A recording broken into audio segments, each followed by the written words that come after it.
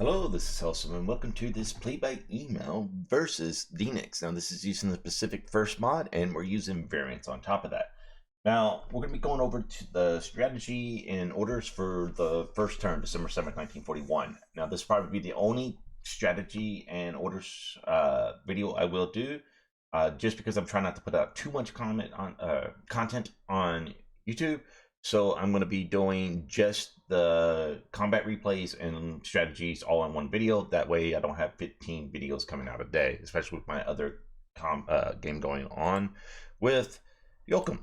Now, so for December 17th, 1941, we're going to have basically 3 main air attacks comprising of an air combat group, which is going to be mostly 2 CVs and 3 CVLs. This one has an extra CV just because it's there.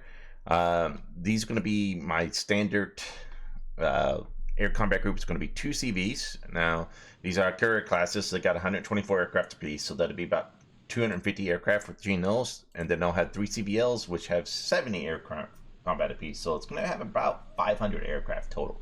And the reason I say 500 aircraft, because they're also going to have 2 of the Montgomery class floatplane cruisers with 12 roofs, give me an extra 24 low cap combat squadrons there. Now, so this first combat group is going to be going to the land down under. So turn 1, they're going to come head off the coast of Sydney and bombard and port strike Sydney. They'll then spend a few turns probably doing a strike on Port Kambala, Newcastle, and the shipping from Brisbane and hunting here. Also, I'm setting up a picket line of probably about 5 to 6 of I-400s to try to pick off shipping fleeing Melbourne. Second air combat group is going to be coming out of Badabab. Now, this is actually going to be 2 different combat groups. So we're going to have our 2 CV and 3 CVL group of the Magiakagi and these 3 with theirs. But we're also going to have the 4 CVLs of Tayo and Chitos and those added together. Now, these guys are going to go visit and bombard Surabaya. The reason bombarding Surabaya because he has 2 very nice Dutch CAs parked here, plus probably about 10 to 15 destroyers, plus 5 Dutch subs that we want to destroy. So that's the second main airstrike for turn 1, and the third one is of course my favorite, Manila. We want to get rid of the 25 subs there, so we will be having from the home islands, we'll have another CV group going to Manila and sinking those. And our last CV in the CVL that we have this extra just kind of split around until we can get the other, our 4th main 2 CVs 3 CVL group together. We'll be providing cover for the landing at Mersing. Speaking of landings, our main landings at Mersing will be Mersing turn 1. Obviously, we will go ahead and rush Guam and Wake. Those are my 2 favorites. And we're going all in on the Philippines. So we will be having landings at Cagayan. I cannot land at Cebu because our rule set says that I cannot do a deep strike any farther than range 15 from a base I control. Since this is 16 from Battle Bob, we will be sending troops here, but they won't be able to land until December 8th. However, we will be landing at Batangas. 2 divisions. We'll be landing 2 divisions at Iba, including a armor division. Landing about 3 divisions at Cagayan, 1 division at San Fernando, and 1 division at Apari.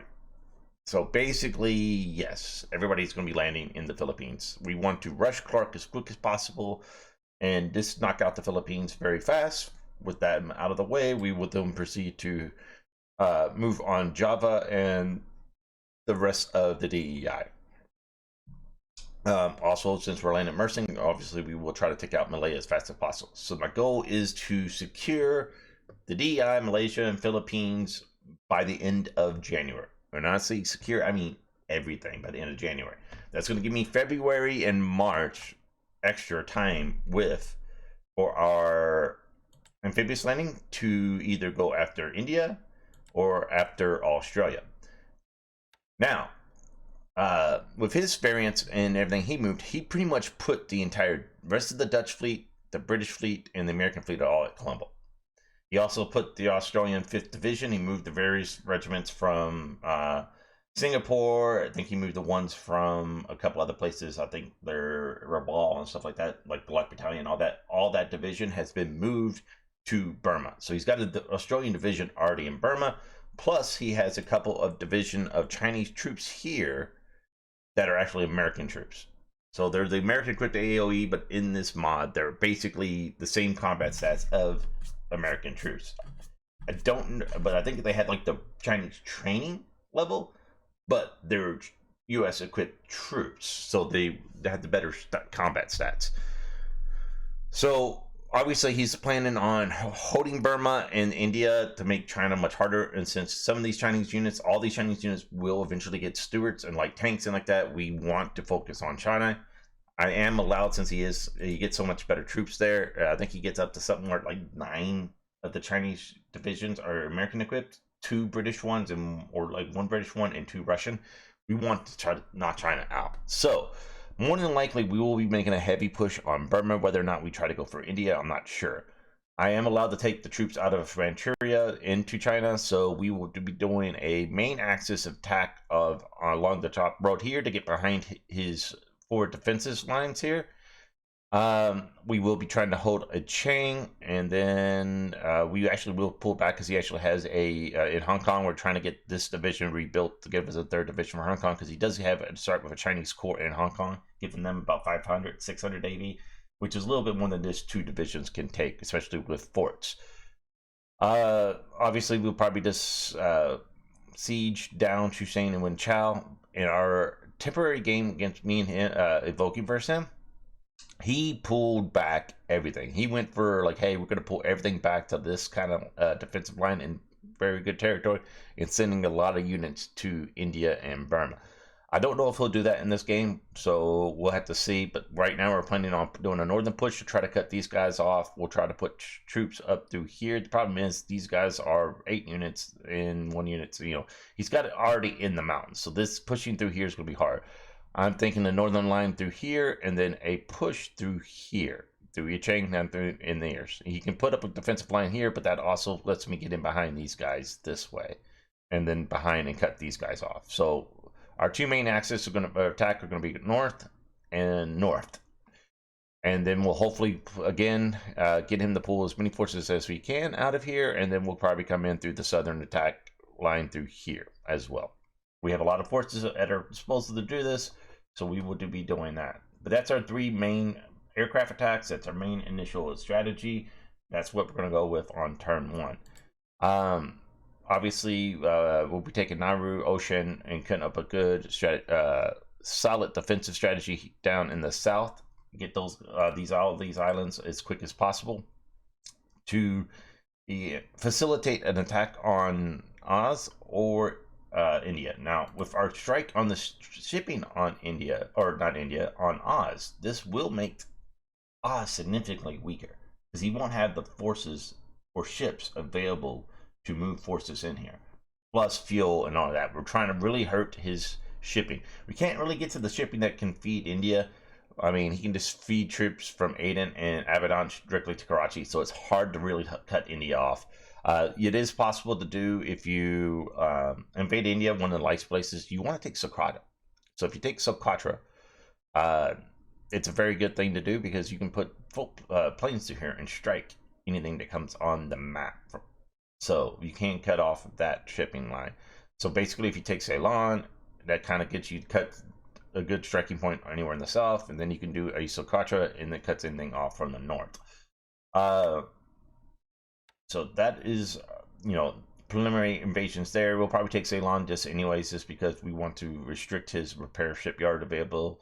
Though he does have a nice repair shipyard in Bombay in this mod.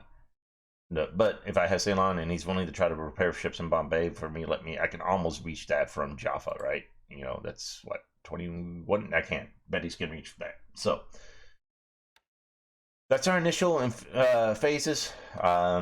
Like I said, hopefully we can take Philippines, like literally within the first 2 weeks of the war. Hopefully we can take Malaya within the first 2 weeks of the war. I want to be landing in Palembang by Christmas, and I want to be invading Java by January.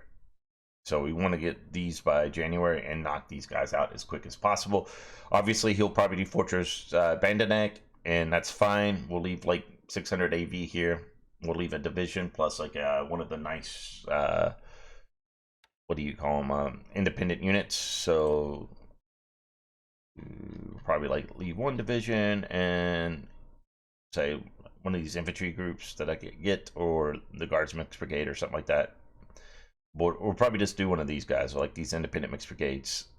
So we'll probably leave something big like that and a division, about 600 with a bunch of heavy artillery, and just bombard them into submission. I'm trying to avoid this at the Philippines. That's why we're going for a quick strike on Clark. The good news, the reason why I'm landing in so many different places, if you land here, there's an infantry division in all 3-4 of these places. If I destroy that, that's almost 800 AV that I can destroy or really wreck before it pulls into Clark, and that's what we need to do. He starts off about 300 AV here. He probably can pull in another 600 AV between Manila and Bataan, and that's it. That's all he can pull in. So once we do that, we're good. So like I said, this would be probably the only thing initial that we'll probably combine this with the combat replays, and I'll let you all know. I kind of do that anyways with the other ones, but those will probably be more in depth. So I hope you all enjoy this. We should be, we've already started the first few turns. So I do know what happens. Hopefully I didn't give away too much, but we will be getting combat videos starting up this week. So I'll catch you all later.